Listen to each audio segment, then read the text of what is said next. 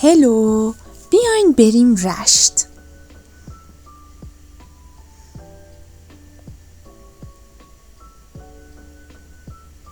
برای یه کاری باید میرفتم رشت، به خاطر همین بلیطم و اینترنتی گرفتم. ساعت 8:30 بود که از دفتر زدم بیرون.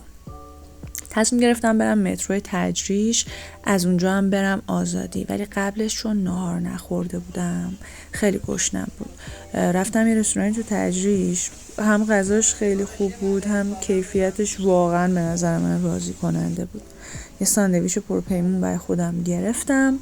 وقتی هم که منتظر بودم یه فلافلم آقای بهم داد بخورم که موجب خوشحالی من شد و خلاصه ساندویچم رو گرفتم و راه افتادم سمت متروی تجریش این موقع شب خیلی همه سرحال و سرزندن و همه چی خوب و خوشحاله. من هر شب از سر کار اکثرا از این مسیر میرم خونه، میرم مترو، از اونجا میرم خونه. یکی از خوبی‌های تجریش اینه که هر چی که بخوای عملا پیدا میشه. یعنی من واقعا هر وقت دنبال یه چیز پیدا نشدنی میگردم میرم سمت تجریش. من از جاهای بسته میترسم، بهش میگن کلاستروفوبیا. برای همین متروی تجریش برام خیلی ترسناکه، چون هی میری پایین و میری پایین و میری پایین. اول فکر میکنم فقط خودمم، بعد که با چند تا دوستام حرف زدم خیلی اتفاقی فهمیدم که خیلی ها اینجورین و متروی تجریش براشون جای خیلی اضطراب آوریه، هرچی میری پایین تموم نمیشه. خلاصه رسیدم ترمینال و من برای ساعت 11:30 بلیط گرفته بودم. البته که اتوبوسی 45 دقیقه‌ای هم دیر کرد که بعدم نشد، دیرتر رسیدم رشت. این موقع شب از این نوری که توی ترمینال آزادی هست خوشم میاد. ابوظبی که رفته بودم مسافرت برای آرت فر خیلی جالب بود. ما رفتیم ابوظبی، خیلی کوچولوه و یه چیز داره، یه مرکز اتوبوس رانی داره که ما برای ساعت 1 شب بلیط گرفتیم که از ابوظبی بریم سمت دبی که از اونجا با پرواز بیایم ایران. بعد خیلی جالبه، فکر کن آخرین بلیتشون که اولا ساعت 1 شب بود، دیگه بلیتی نداشتن تا صبح روز بعد، کلا سیستمشونه. بعدش هم که چراغا رو ساعت 12:30 خاموش کردن. بعد درم گفتم می‌خوایم ببندیم، من گفتم ما می‌خوایم در رو ببندیم. فقط ما نبودیم، ما مثلا 10-15 نفر دیگه هم بودن از ملیت‌های مختلف.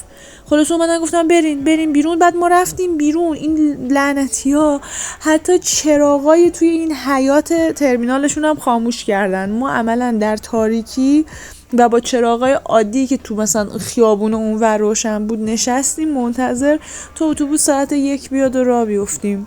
خلاصه که ترمینال تهران شرف دارن به 1000 تا ترمینال خارجی که آدمو میندازن بیرون. خیلی عجیب بود، اما ترمینال تهران همیشه بازه و خیلی هم امنه و کسی هم کاری به کارت نداره. یعنی فکر میکنم برای سفر یه دختر تنها هیچ مشکلی مخصوصا به رشت اصلا وجود نداشته باشه، هرچند که من جاهای دیگه هم رفتم شب و دیر و اینا، حالا تو اون شهرها شاید فرق کنه ولی خود ترمینال جای امنیه. خلاصه یه 4-5 ساعت بعد رسیدم رشت و خیلی گشنم بود. این جالنزی و مای لنزم هم یادم رفته بود بردارم، لنزم خیلی داشت اذیتم میکرد ولی چاره ای نبود. خلاصه رستوران آرشام خیلی رستوران معروفیه. بعد من میخواستم برم غذا بخورم، متاسفانه من 4:30 صبح رسیدم و دیگه غذا نداشتن. شاید بپرسین که چرا تاکسی نگرفتم، اسنپ نگرفتم یا به مامان بابام نگفتم بیان دنبالم، ولی من عاشق صبحای زود تو رشتم. میخواستم تا همین تاریکی، چون رشت کاملا امنه، میخواستم بزنم بیرون ولی چند تا سگ ولگرد بودن و ترسیدم منو بگیرن. گفتم حالا ای بابا دیگه برای خودمون دردسر نگیریم. خلاصی کوچولو منتظر موندم و نور خورشید اومد بالا و من هر وقت که صبح زود میام رشت، خواهر من خیلی اصلا موجود سحرخیزیه، کلا 5:30-6 صبح بیداره. بهش پیام میدم و اون از سمت خودش میاد و منم از این طرف پیاده.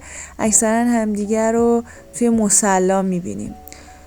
قدم زدم سمت مصلی و این مسیریه که من اینجا دانشگاه میرفتم. این مسیر رو که هر وقت ازش عبور میکنم برام هزاران خاطره توش وجود داره. با دوستام اینجا راه میرفتم، غذا میخوردیم، میخندیدیم، درد و دل میکردیم. خیلی هاشون الان مهاجرت کردن، چند تایشون دیگه دوستای من نیستن چون دوستای خوبی نبودن. خلاصه که صبح زود یه فرصت خیلی قشنگی همیشه برای من که از این مسیر رو از رشت لذت ببرم، چون تو شلوغی و درگیری وقتی که هوا دوباره روشن‌تر میشه آدمو میزنن بیرون وقت نیست برای همچین کاری، برای خوشحالیای کوچیک. اینجا دیگه خواهرم اومده بود ولی خوشش نمیاد جلوی دوربین باشه زیاد.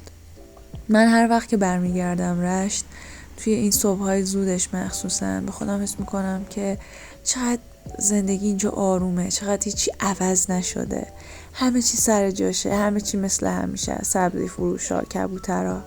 مرکز شهر رسیدیم. مرکز شهر رو من دیگه خیلی گشنم شده بود، بدجوری دلم غذا میخواست و مارمزون بود و همه جا هم تقریبا تعطیل.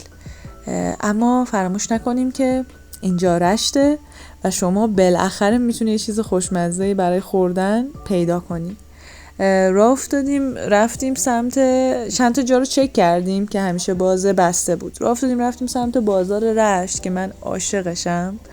کم کم هم همه دارن خوراکی‌ها رو میکنن. از چند تا از مغازه‌دارا پرسیدیم که آقا کجا صبحونه گرم بخوریم. یه آدرسی بهمون دادن تو چندی کوچه پس کوچه ها. رفتیم و این قهوه خونه کافه توری خیلی باحال رو پیدا کردیم و یه صبحانه مبسوطی سفارش دادیم برای خودمون، املت و کره و پنیر رو. من خیلی خوشم میاد که تو رشت همیشه کنار املت نارنجم میذارن، واقعا خوشمزه میشه.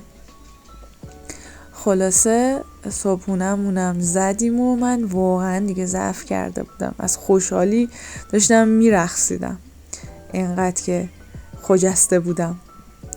خلاصه صبحونه رو زدیم، خیلی هم قیمتش خوب شد. همه اینها با هم دیگه شد 100 تومن. واقعا همین صبحونه رو بخوای تهران بخوری حداقل باید 300-400 تومن پیاده شی. دیگه آفتاب اومده بود کاملا بالا و مارال گفت بره خونه. منم تصمیم گرفتم برم پیش مامان بابا وسایلو بذارم و یه رفرشی بشم و بخوام بزنم بیرون. پدر مادر من از وقتی که بازنشسته کردن خودشونو دیگه تو خونه رشتمون خیلی به ندرت میرن. هنوزم خونه رشت هست ولی خالیه. منم خیلی علاقه ای ندارم وقتی میرم بخوام اونجا تو خونمون بمونم.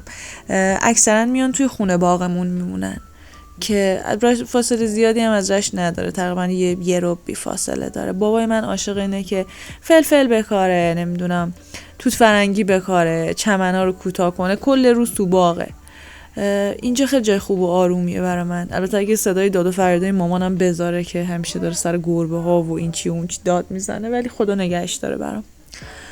خلاصه اومدم که بگیرم بخوابم و صدای مامان میومد، صدای گربه ها میومد، صدای پرنده ها میومد. با خودم فکر کردم که رسیدم خونه. بعد 1 ساعت خوابیدن چشمامو باز کردم به یه همچین منظره‌ای. بلند شدم، یه دوشی گرفتم، یه ذره درخت‌ها رو نگاه کردم. تصمیم گرفتم که بزنم بیرون و برم سالن تئاتر، برای اینکه اومده بودم من تو اجرایی که دوستم وحید داشت مشاورش بودم. اصلا برای همین اومدم رشت که برم اجرا رو ببینم و نظرم رو بگم. با بابام رفتیم قدم زدیم تو مسیر. یه 6 ماهی بود که من نیومده بودم رشت، خیلی دلم برای بابام تنگ شده بود. بابام برام حرف زد، خداحافظی کردیم، راه افتادم سمت سالن تئاتر. این سالن تئاتر سردار جنگله، یکی از قدیمی ترین سالن تئاترهای رشته و من اولین تئاتر زندگیمو اینجا دیدم. 5 سالم بود. یه اجرایی بود به اسم راز گل سرخ. خیلی اجرای مزخرفی بود چون من یادمه قشنگ. و 15 سال بعد از اون ماجرا تو 20 سالگی اولین بار هم من خودم اینجا روی صحنه این سالن رفتم، رو صحنه تئاتر. من قبلا تئاتر کار میکردم، بازیگر میکردم، اما نه چون دلم میخواست بازیگر باشم، بیشتر یه جور روان درمانی بود. بچه‌ها اگه از این ویدیو خوشتون اومده ممنون میشم که کانال رو سابسکرایب کنید و ویدیو رو لایک کنید. بعد از اینکه اجرا رو دیدم شروع کردم با بازیگرا حرف زدن و اینکه چطوری میتونیم چیزا رو بهتر کنیم. به نظرم خیلی اجرای خوبی بود. بعدم دیگه خیلی گشنم شد.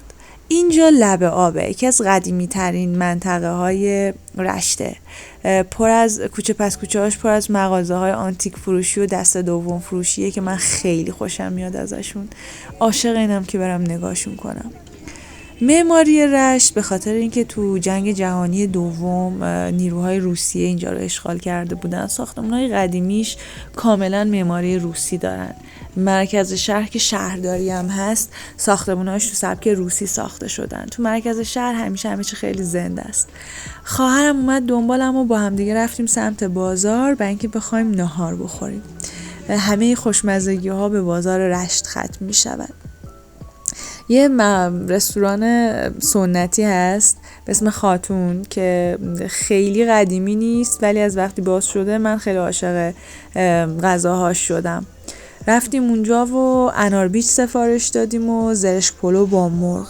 اناربیج غذای گیلانیه که با گردو و ربع انار و سبزیجات محلی درستش میکنن و گوشت قلقلی و قیمت‌های اینجا فوق‌العاده است بچه‌ها. من عاشق اناربیجم. درست کردنش هم راستش یه ذره سخته.